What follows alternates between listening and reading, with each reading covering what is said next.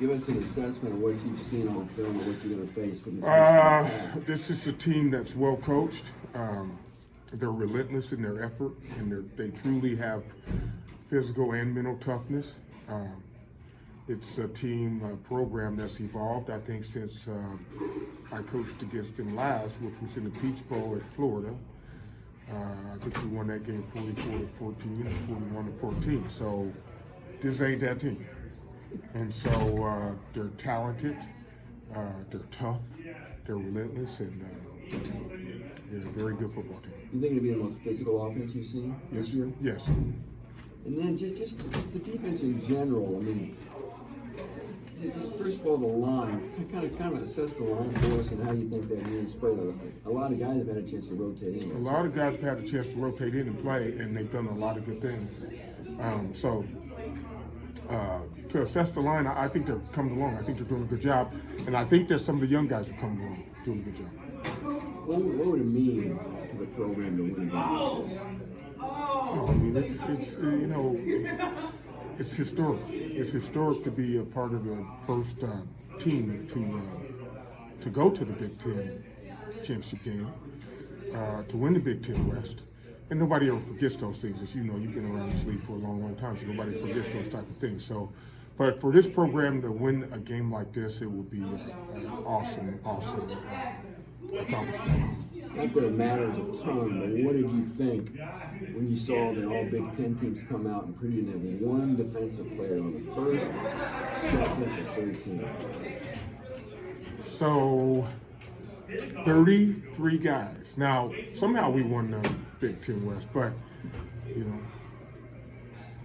usually when you win the championship, you get a little more say in who's on those teams.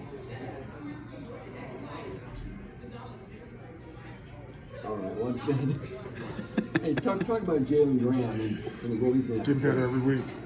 Getting better every week. He's playing hard. He's physical. He's violent. Efforts outstanding.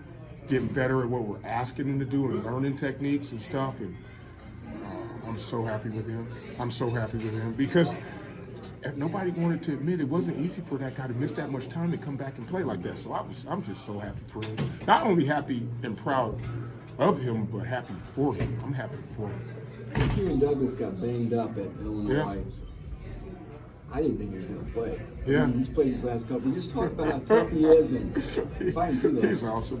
He's awesome. We made some adjustments at halftime last week, and he was the first one to implement one of those plays.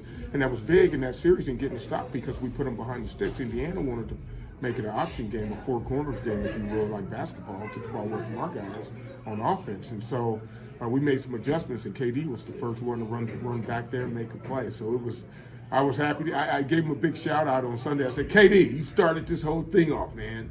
Everybody give it up for KD. So we all clapped for KD.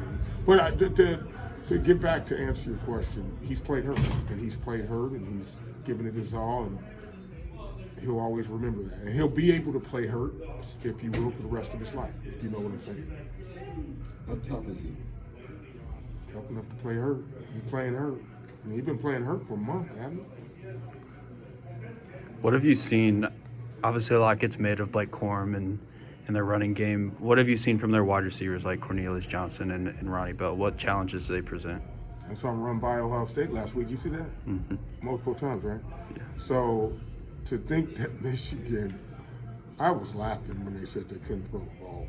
It was a joke to me. They chose not to throw the ball, I thought, going into that game. You always hold something back for that game. So if you don't understand that Michigan's got talent at every position, I don't know what games you're watching, but they are. When I was there, we had a guy who won the national award at every position. So the center position, the offensive lineman, the defensive lineman, we had every position except the Thorpe, and I had 3 Thorpe Award finalists. So they're back to that. That's what they look like to me. Where does Blake Corum stack up against some of the other running backs you guys have faced this year? There's some great backs in this league, and he's right there at the top of the list. I don't really rank them like that. I kind of more watch players and try to evaluate what they can and can't do and what we have to do to be effective against them. But he's an excellent player. He's tough, and he runs hard. guys have been effective against some of those guys this year. Yeah.